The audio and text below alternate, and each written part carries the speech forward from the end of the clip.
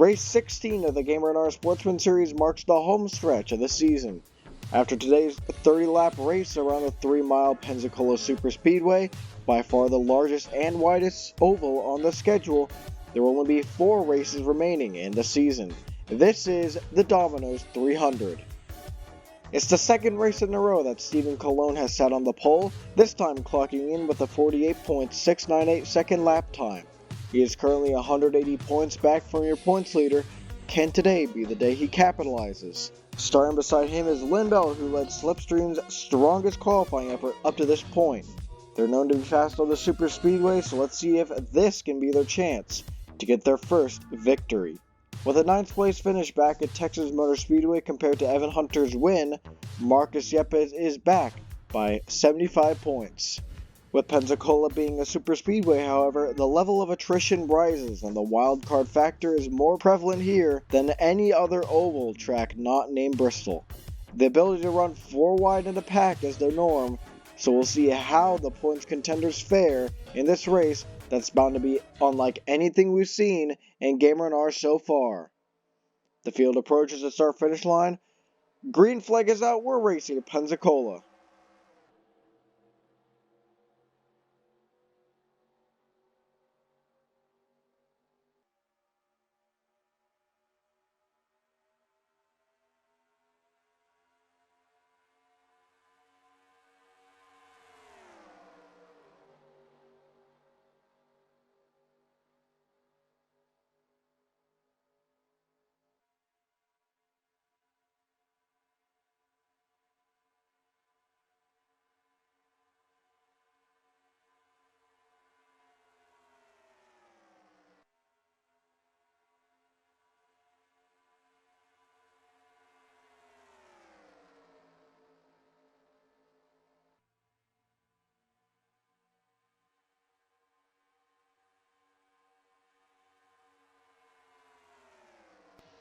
Looks like the JJ Motorsports drivers stay together and lead lap number 1.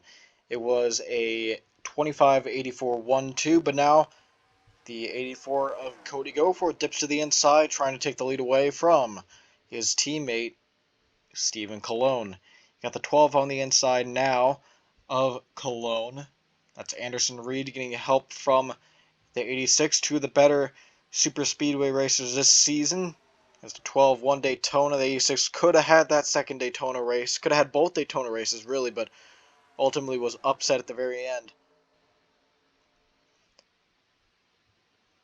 Teague making his way up front. Probably his worst starting spot this year, as he is known to have qualified well in like every race. Got 15th today, but doesn't really matter here. It's Pensacola, and you could get from the back to the front very quickly, as is with any super speedway, but maybe here more than others. As now T goes for a second. JJ Motorsports' Jay Jefferson moves into third with the 77 of Marcus Yepes right behind.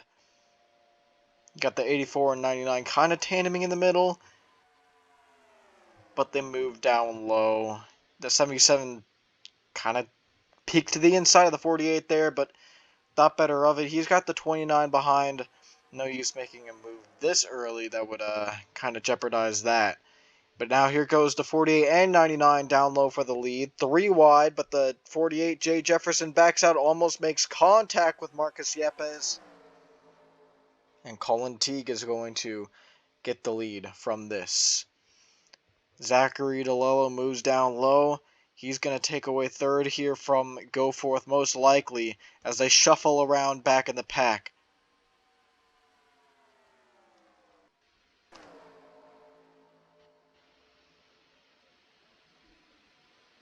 Four wide back there, multiple places. That would be for 4th and for about 9th. Here goes the 48, trying to get to the inside of Colin Teague. He's got no help down there, though. Someone will have to get to the inside there, and it'll be Pelagia. Side by side goes the 99 and 48. And this might be an example of what I'm about to say, but sometimes the top side can get a run off the corner. Not in the same way that it was like at Oswego, of course, but if they got a good enough push, they may just be able to snag the lead last minute. And that can come in handy at the very end, right where it matters. The car on the outside has someone to the inside of them, 4 wide for the lead now. They got someone to the inside of them. They can maybe make a move, try and pull away, use that side draft maybe to keep the lead and ultimately win the race. Lynn Bell has taken over here at Pensacola. Got a fellow Toyota DJ Reed and the 32, a teammate behind. But now their teammate pulls to the inside of Reed. Looks like it'll be a slipstream 1-2 here, coming up here shortly. Most of them qualified pretty well. 3 of them qualified in the top 10. You see the 25 make a dive bomb move down low. But yeah, 3 of them in the top 10, all 4 in the top 14. And you usually see slipstream up front at the super speedway races. Without a doubt, they are one of the stronger contenders at this track type. And, maybe it is a shuffle at times, but these guys are able to get up front together and sometimes even stay there, like we saw with Landon Thomas in the Body Armor 300. But right now, it's another Toyota team, MW Racing, with owner Mathis Wells going to the inside, taking the lead away from Cologne. But now the 77 trying to dip to the inside of him, just a bit lower than that 03, heading into the first corner. That's Pre McShane, who might make a move on Yepes back there. Not quite. They stay in line. That's the 11 of Evan Hunter back there looking for his 3rd Superspeedway win out of 4 Superspeedway races. That would mean 2 in a row for the 11 car. And win number 4 overall on the season, by far making him the winningest driver in the league and really allowing him to pull away with this points lead. As he dips to the inside, that is for 3rd at this point, as the 25 and 03 battle side by side for the lead. But they say 3x3 in this pack. The 31, 36, 89, and some on the outside. That's your first instance of 4 wide in this pack. The 11 gets moved to the middle. Goforth tried moving inside, but now he's getting pressure from Teague, who will pull to the inside of him. Aiden Smith now might just give the 99 a shove out front. He can use that to his advantage. Nope. Aiden Smith moves to the middle. Look back there. This is getting really dicey. The 12, 11, 36, 31, 28, and 10, they are all 4 wide in the middle, the 2 middle lanes.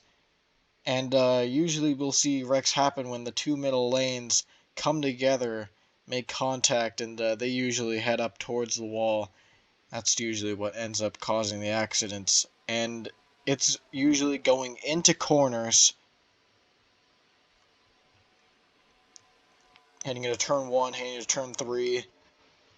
Usually not in the middle. So they'll have to be careful for that. As they head into the middle stages of this race, we are now 1/3 done in this 30-lap event at the 3-mile Superspeedway.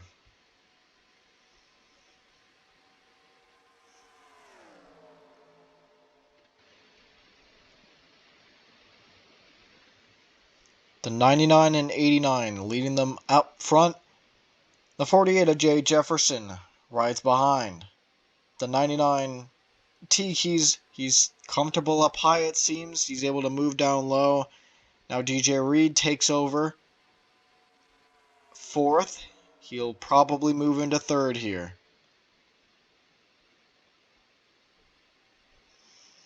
Heading onto the front straightaway, it'll be Reed making a dive bomb move on the 89, Aiden Smith. But Smith is going to carry the momentum off the top with the 03's help. Retains second for now.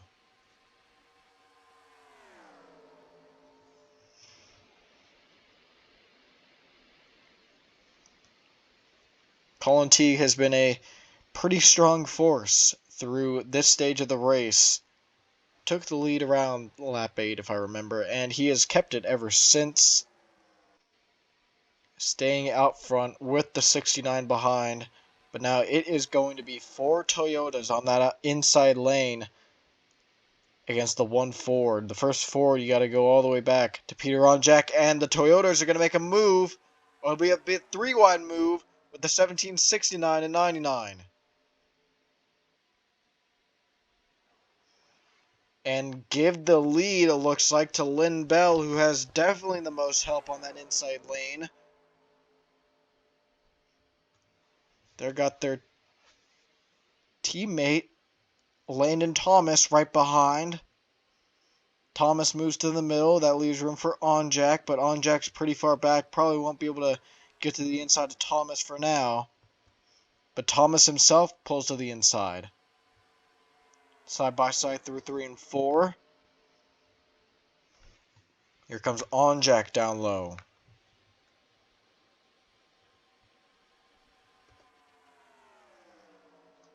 Onjak trying to get a help from the 25, Stephen Colon. Colon is knocking on the door. He's 180 back. If the 2 championship contenders have a bad day here at the Superspeedway, he could be brought into it. Same with DJ Reed, who is 165 back. So the most you can get in a race is 175 points. That is a win, and the least you can get is 35. So really the most you can gain, as you see the 84 pull to the inside, making a move for the lead. The most you can get in a race is 140 points. So none of those two are going to be able to snag the points lead today, but they might be able to rope themselves back in to contention. We've just got 5 races left, including this one. But once this race at Pensacola gets finished, we will have 4 left. The clock is ticking, time is running out for everyone not named Evan Hunter and Marcus Yepes. So it's likely they'll have to use this day to their advantage if they want to try and get ahead in the points. But back to the on-track product. 4 red cars battle it out for the lead as the 1584 2903. Your top 4. Now they go side by side. They were single file for quite a bit, but no longer. As Reeves pulled the inside, help from fellow Toyota Mathis Wells.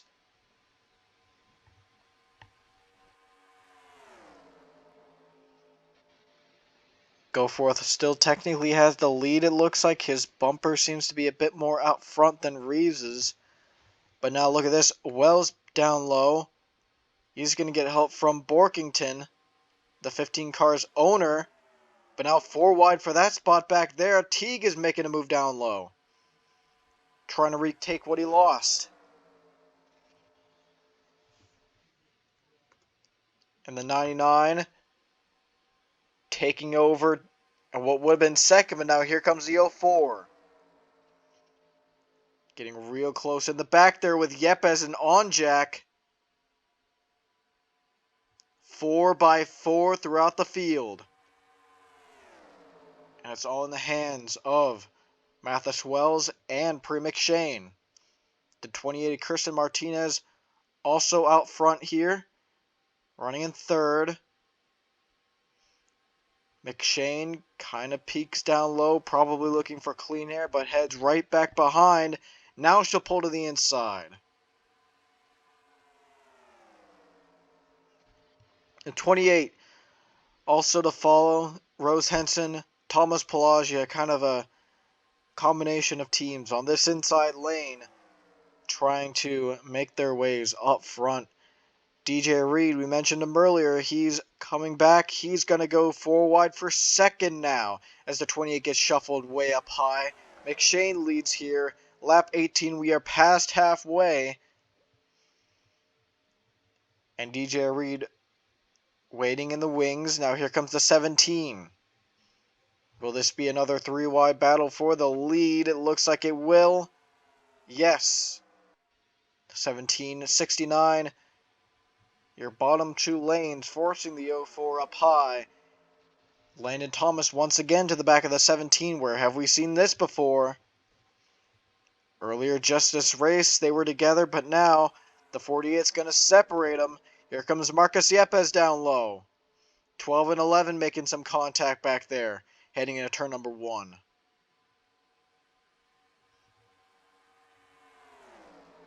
The 2 Toyotas, Lynn Bell and DJ Reed, going side by side for the lead. The 17 car has been fairly checkers or wreckers. She's been up front a lot, but has never been able to close out a win. Has been able to close out a good finish a couple of times, but even then, they've been robbed quite a bit.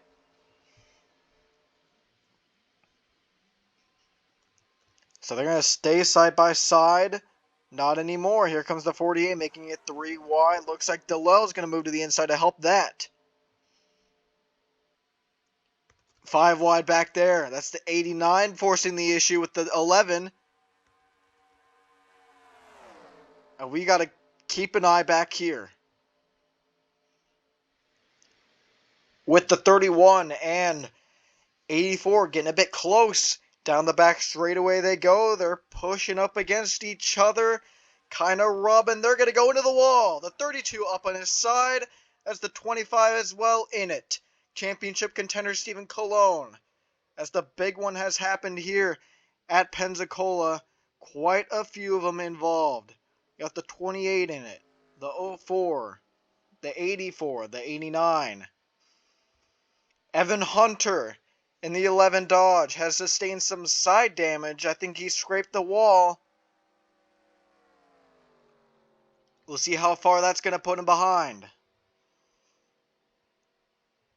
So this is big in Pensacola for not only the race, but the championship.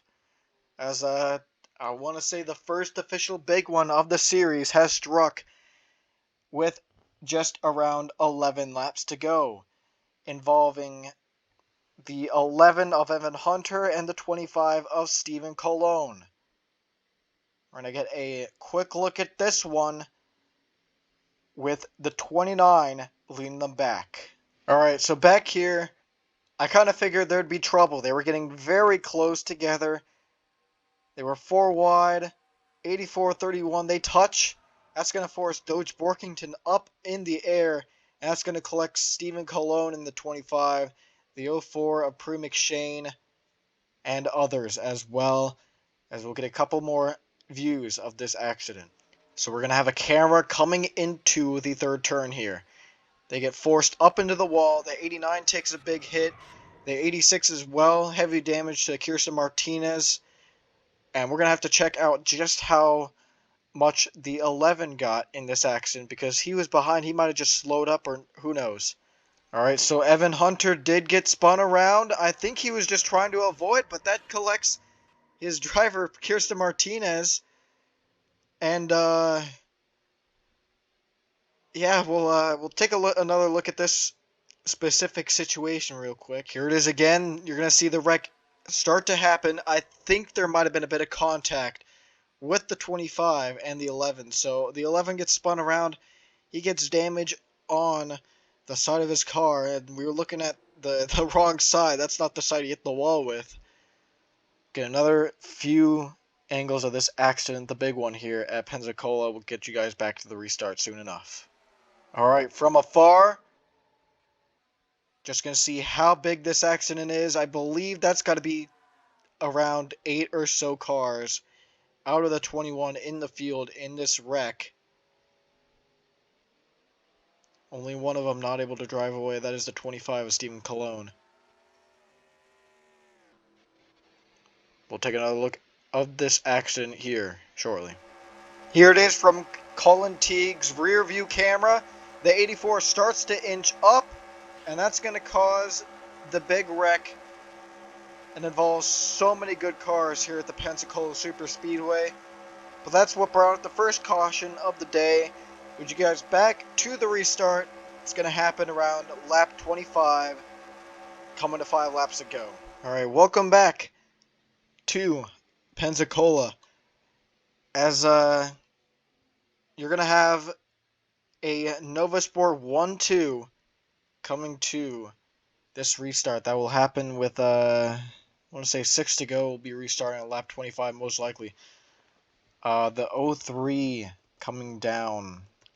I don't know if that was a mechanical failure. I thought the 02 was coming down with them, but we'll have to see as Mathis Wells makes a stop.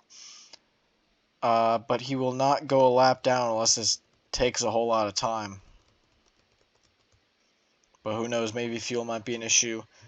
That's not what we want to see on this on these super speedway races. But coming to the end of this, it might just be the case. They had a chance to pin or caution, but I'm not quite sure if they took it. The 12 of Anderson Reed will be second, and that's the 04 of McShane blowing up.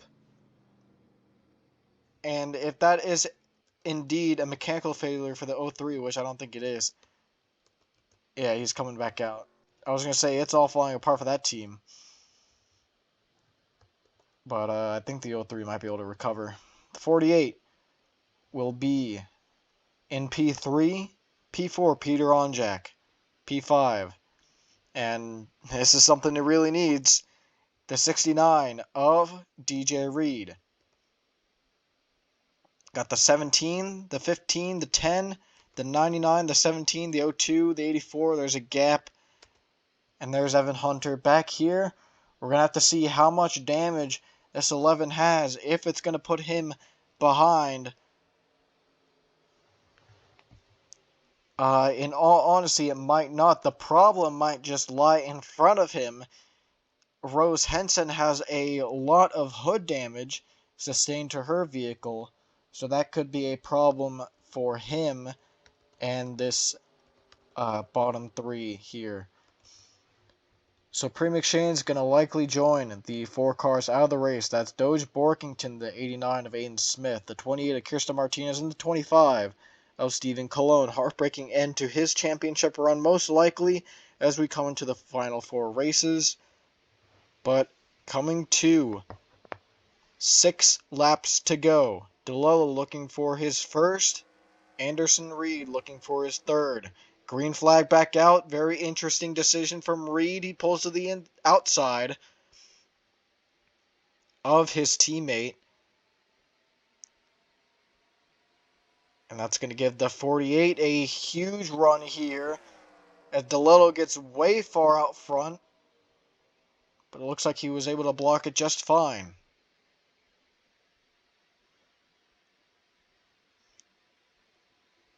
Got the 36 who just moved up high. That leaves room for the 15, and the field is definitely split up here. The 11 now just getting by the 86. But these two, the damage has already been done. Looks like everyone back here is out of the running. And we're just going to have, let's see, 1, 2, 3, 4, 5, 6, 7, 8, 9, 10. We're just going to have 10 or so cars, about half the field, in contention for this win. We have just 5 laps remaining in this race. Colin Teague trying to make a move out front late. But right now, Jay Jefferson currently the leader.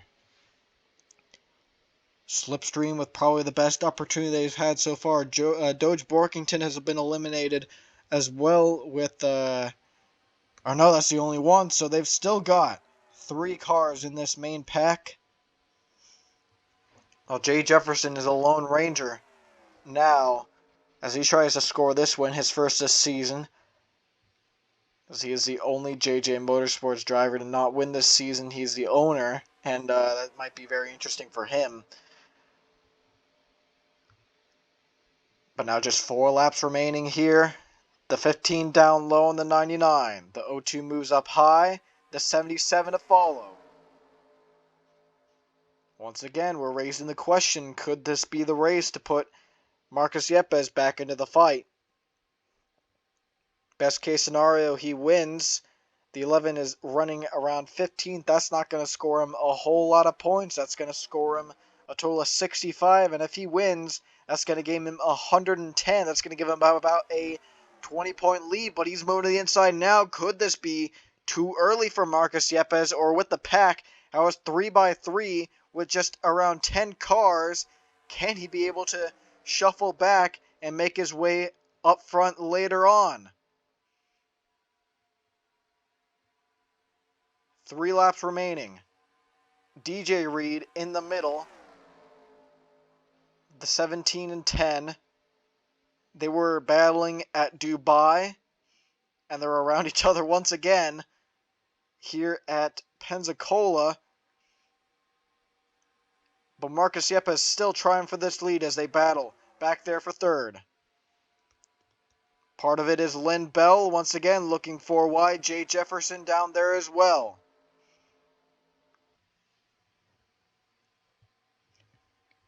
Two laps to go. The 17 down low. It'll be 3 wide for the lead. Once again, can Jefferson try and make a move? The window's open, but he's not going to take it. The 17 moves to the inside of their teammate and team owner, Nelson Reeves. And it looks like it'll be the 17 taking the spot away. Slipstream side by side. Jay Jefferson waiting in the wings. Thomas Pelagia could just be in position to get his 3rd win of the season. DJ Reed back to the inside. As they come to the white flag. 1 more lap to go at Pensacola. There's the 48 making the move. There's the 02 making the move. The 69 to the inside as well. 3 wide for the lead, heading into turn number 1 and turn number 2 on the final lap here at Pensacola. Thomas Pelagia has 2 wins already this season, is faltering in the points. It's been checkers or wreckers for him. He moves up high. Reed also looking for whatever run he can get, but it might just be too little too late. There is no help on that inside line. It may take a big move from DJ Reed to try and win this race, and a whole lot of help. Colin Teague seems to be dipping inside. I don't think it's going to be possible for Reed. As they come off the final corner, to the inside goes DJ Reed. It's not going to be enough. Thomas Pelagia gets his 3rd of the season here at Pensacola.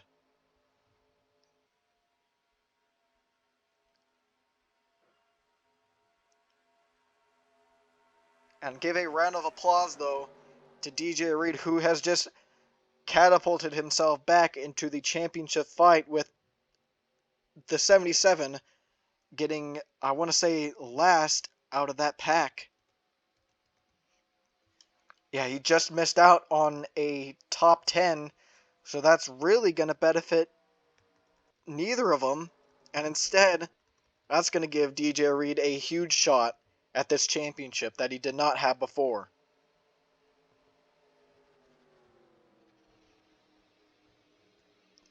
So the 0-2 of Thomas Pelagia, though, scores the win. That's his 3rd on the season. But he is 10th in points, just ahead of Pre McShane. He will definitely be a bit higher now with the 84, 03, 31 all having trouble some days. The 89 as well. But yeah, that's how the championship's looking so far with him. Jay Jefferson gets 3rd. He might get a top 15 point spot after today. The 10 of Landon Thomas just behind Colin Teague. Teague is maybe looking to knock on the door of this championship fight now. Got the 29 sitting in 6th. Zach Rodello still looking for that first win. Peter on Jack, 7th, a solid result for him. 8th is Nova Sport driver Anderson Reed. And 9th is heartbreak for Slipstream as a whole. 9th and 10th could have been a bit better for the 17 and 15. But we'll see. They might have a few more shots. Canadian Tires coming up. So we'll see how that goes for them. Marcus Yepes once again just misses out on the top 10. And that really might just be something to know. That one spot, that's usually not much, but once again, the amount of points that is different between 10th and 11th is 15. So the 69 might have just, hell, even surpassed the 77 in points. Who knows? That might be unlikely, but he definitely had a better day than both of them. And that's that for Marcus Yepes. The 03 came into pit late. That might have been due to a mechanical problem on his end. He is part of the drivers who are out of the draft, the 84 as well. Because of that damage at the 31, the 11, the 86 round out that pack. And 15th place for Evan Hunter. That's going to score him 65 points. This is going to shake things up quite a bit. This is going to... we'll see how Thompson goes. I believe that's the next race, if not as Canadian Tire. But once again, that's a lot to look forward to. But once again, we got the 04, 32, 89, 29, 28, 25 out of this race due to that accident. And so that is it for Pensacola. Had that blip in the middle where they had the wreck, and that left 11 cars in the lead pack to fight it out for the win. And ultimately, Pelagia was able to come away with his third. And he has been, say all you want, but he has been very versatile this season. He's won at a road course, a short track, and a super speedway. He just needs a win at a speedway to complete the quadruple challenge, I guess. That's not a thing, but to win at all 4 track types. As he's got 3 of the 4 completed, and he has 2 more shots, Auto Club and Michigan. We'll see what he can do there. But the big story of the day, DJ Reed, 3rd in points. He's here, and he could have a say in how this championship turns out. It has been a 2-horse race between Evan Hunter and Marcus Yepes for the entirety of the season, pretty much. Throughout, maybe starting around race 6. But without a doubt, the 69 has brought himself back in. Well, how much we're going to have to see.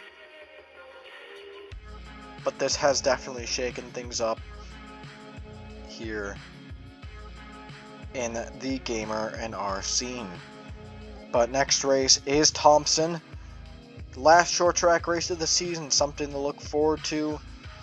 Probably the one with the most beating and banging for the lead. Very similar, even, I'd say, to Mesa Marin. So that is going to be a fun race. Then to close out the season, Canadian Tire, California, and Michigan. We'll hope to see you for these last 4 races to see how this championship battle turns out. Shaping up to be close here, closer than we thought. Heading into this final 4 race stretch. But for now, thank you for watching GAMERNR. We'll see you next time.